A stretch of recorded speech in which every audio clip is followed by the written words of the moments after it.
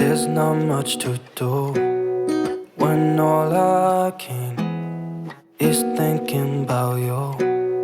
Not doing. Hello বন্ধুরা, মৌস কিচেনে তোমাদের অনেক অনেক স্বাগত জানিয়ে আজকের ভিডিওটা শুরু করছি। তো আজকে নিয়ে এসেছি দেখো জুকিনি বা জুকিনি কে কী নামে জানে আমি চিনি না, তোমরা কমেন্টটা বলবে এটাকে কি বলে। আমি তো জুকিনি হিসাবে চিনি। আর এটা আমি চিংড়ি মাছ নিয়ে নিয়েছি, এটার সাথে আমি চিংড়ি মাছ দিয়ে রান্না করব।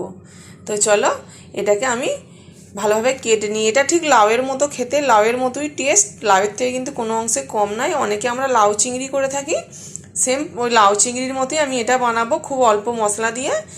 আর এটার খুব স্কিনটা পাতলা, লাউয়ের মতো অনেক শক্ত নয়।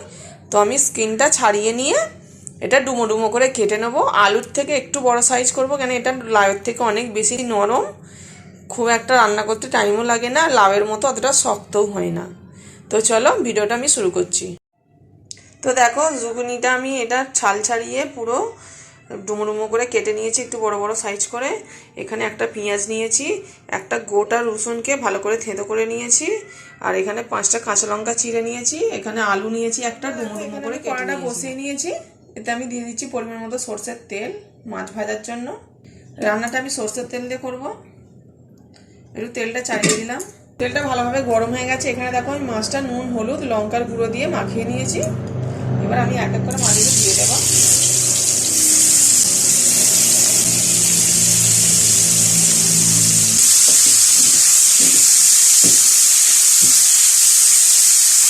মাছগুলো আমি 3-4 মিনিট ভেজে নেব। তো দেখতে পাচ্ছ মাছগুলো আমার ভালোভাবে ভাজা হয়ে গেছে। এবার আমি মাছগুলো তুলে নেব। তো দেখো মাছগুলো আমি ভেজে তুলে নিয়েছি। তো চলো এবার রান্নাটা পরিষ্কার করে নিয়েছি। এবার এর মধ্যে দিয়ে দেবো আমি পরিমাণ মতো তেল, দিয়ে দেবো কেটে রাখা আলুটা,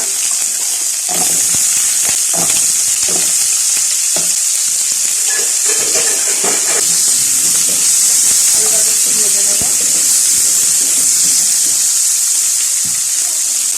আলুটার মধ্যে দিয়ে দেবো সামান্য একটু লবণ, অল্প একটু হলুদ,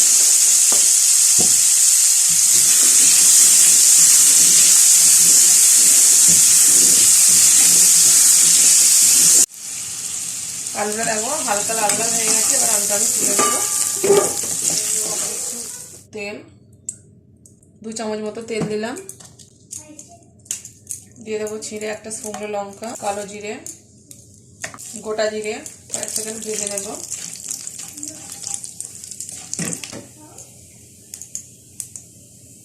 এর মধ্যে দেবো কুচিয়ে রাখা ছেঁটো করে রাখা রসুনটা দিয়ে দিলাম। এবার একটু ভালো করে ভেজে নেব। এর মধ্যে দিয়ে দেবো কেটে রাখা লঙ্কাটা। আমার ইচ্ছা করলে একটা পেঁয়াজ দেওয়ার আমি দিচ্ছি, তোমরা না চাইলে এটা স্কিপ করে যেতে পারো। এটা কিন্তু শুধু রসুন দিয়েও খুব ভালো হয়। তো এবার আমি কুচিয়ে রাখা পেঁয়াজটা দিয়ে দিচ্ছি।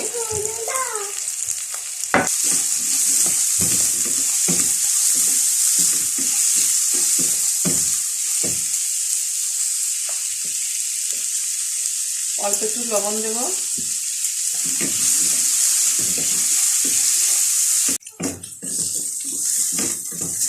তো দেখো পুরো মশলাটা আমি খুব ভালোভাবে ভেজে নিয়েছি, এর থেকে আর ভাজছি না।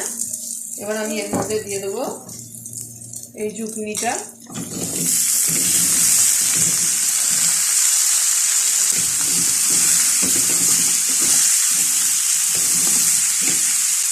দিয়ে দেবো 1 চামচ লবণ। লবণ ঝালটা তোমরা তোমাদের স্বাদ অনুযায়ী দেবে। দিয়ে দেবো 1/2 চামচ হলুদ, দেবো অল্প একটু জিরে পাউডার, 1/2 চামচ মতো জিরে পাউডার দিলাম, আর 1/2 চামচ হলুদ দিলাম। দিয়ে একটা আলুটা দিয়ে দেবো। 5 মিনিট এটা আমি ঢেকে রান্না করব। এটা আমি কোনো জল দিইনি। হয়ে গেছে, ঢাকাটা খুলবো। আমি লো ফ্লেমে ঢাকা দিয়ে রেখে দিয়েছিলাম। এবার দিয়ে দেবো 1/2 টমেটো। আমি অল্প একটু টমেটো দিলাম, একটা গোটা টমেটো দিলাম না, কিন্তু এটাতে বেশি টক হলে ভালো লাগবে না, ওই জন্য 1/2 টমেটোটা দিলাম। একটু কম আছে, ভালোভাবে পুরো মশলার সাথে এটাকে ভালো করে কষিয়ে নিতে হবে, যেন কাঁচা গন্ধটা না থাকে। কিন্তু আমি বেশি কিছু মশলা দিলাম না, আর আদাও দিলাম না, দেখতে পেলে তোমরা।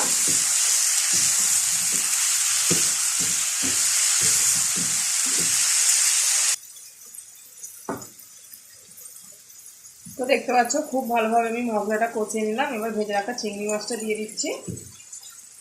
আমি প্রায় 6-7 মিনিট ভালোভাবে মশলার সাথে এই সবজিটাকে পুরো আমি কষিয়ে নিয়েছি। এবার আমি এটা চাপা দিয়ে কিন্তু রান্না করব, আর অল্প একটু জল দেবো, এটা থেকে জল বেরোবে। তাও আমি একটু ঝোল করতে চাইছি, ওই জন্য আমি অল্প একটু জল দেবো। যেহেতু আমি একটু হালকা ঝোল করব, সেই জন্য আমি অল্প একটু জল দিয়ে দিচ্ছি। খুব বেশি জল দেবো না, 1 কাপ মতো আমি জল দিলাম। দেখো সবজিটা কিন্তু পুরো ডোবে নি, আমি এমন জলটা দিয়েছি। আর এ থেকেও কিন্তু খুব ভালো জল বেরিয়ে যাবে। তো আর বেশি জলটা দেবো না, চলো চাপা দিয়ে আমি আরও মিনিট 10 এটা হতে দেবো। তো দেখো লো ফ্লেমে আমি 10 মিনিট করে নিয়েছি এটা। এবার দেখবো কেমন সিদ্ধ হয়েছে। জলটাও দেখো মোটামুটি না শুকিয়ে গেছে, না একদম অনেক বেশিও হয়েছে। সবজিটা দেখে এটা কি অবস্থা, দেখো একদম গলে গেছে। আর আলুটাও দেখো পুরো সিদ্ধ হয়ে গেছে। জলটা একটু শুকিয়ে নেব, নুনটা একটু টেস্ট করে নিই। নুন একদম ঠিকঠাক আছে। তোমরা চাইলে কিন্তু এতে অল্প একটু চিনিও দিতে পারো, আমি দিলাম না। কেটে রাখা একটু ধনে পাতা দিয়ে দিচ্ছি শেষে।